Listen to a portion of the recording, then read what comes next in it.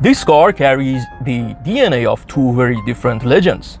Underneath, it has the heart and mechanical structure of the British Hillman Hunter, but on the outside, it wears the body of the French Peugeot 405. The result, the Peugeot RD.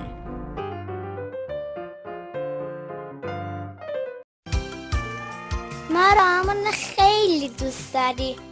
بابا میگه توی صندوق عقب همه چیز جا میگیره. من و داداشم عقب ماشین راحت بازی میکنی.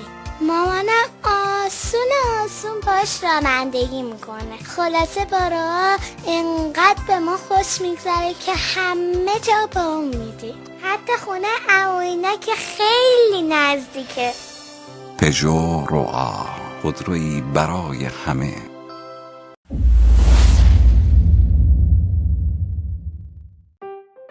I searched online to find a Peugeot RD, and here it is.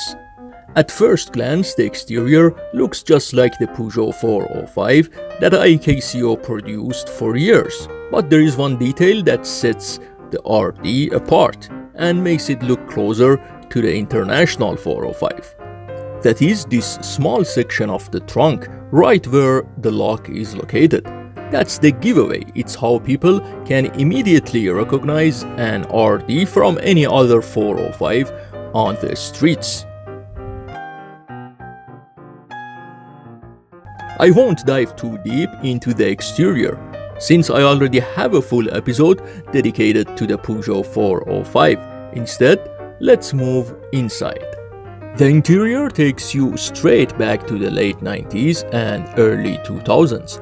The dashboard has that familiar curved line on top, almost separating the center from the rest. The steering wheel is large and plain, typical of cars from this era. Right in the middle you see two rectangle-shaped vents, and below them a small display showing the time and temperature. Below that there are the classic slider controls for the heater and cooler, and finally the audio system.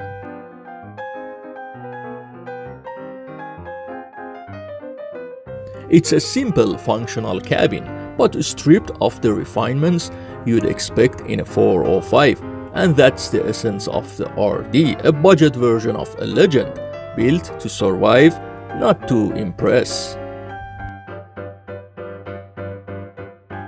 As I was about to start the car, something unexpected happened. The owner quietly mentioned there was a fault in the starter mechanism. It happens every now and then, he said.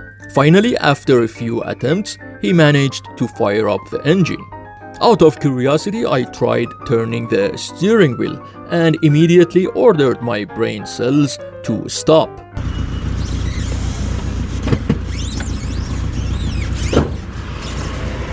This version of the RD doesn't have hydraulic steering, so rotating the wheels while the car is standing still is no easy task.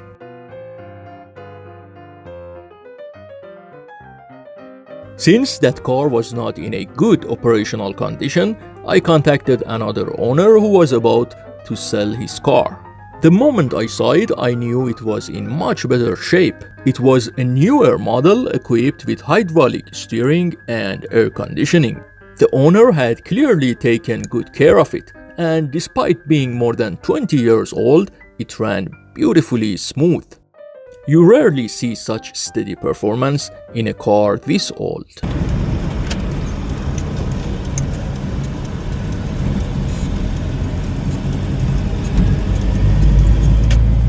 As I mentioned before, this version of the 405 is rear-wheel drive, and that alone gives it a completely different character. Rear-wheel drive brings its own rhythm, its own sense of adventure. Most sport cars share this layout. Cars like the Toyota GT or Ford Mustang.